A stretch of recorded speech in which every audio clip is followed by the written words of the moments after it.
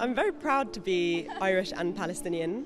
So I was brought up in London, but I have the Irish heritage and the Palestinian. I feel there is just such a wealth of extraordinary storytelling from both those countries, particularly I think because there are lots of parallels in the history.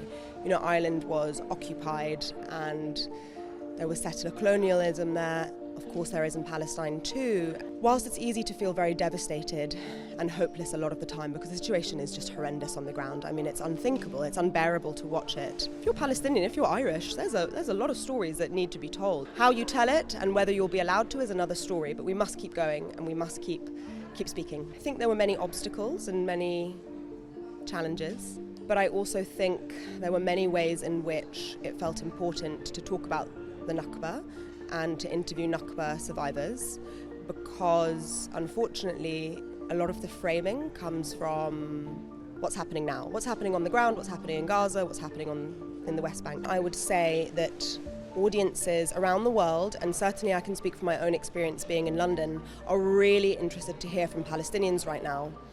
And the raw footage from Gaza is devastating, it's horrendous.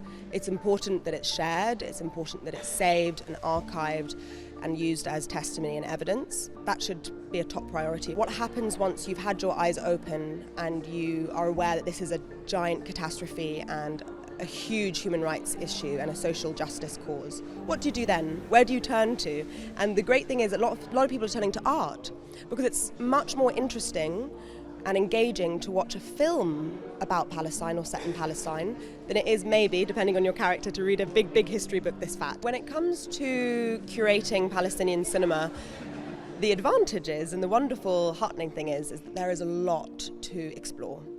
And not just historic things, but more films are coming out of Palestine and also by the Palestinian diaspora all the time. All of this together is what helps people understand what it means to be Palestinian and what the struggle of Palestine. I think no film on its own can tell the whole story.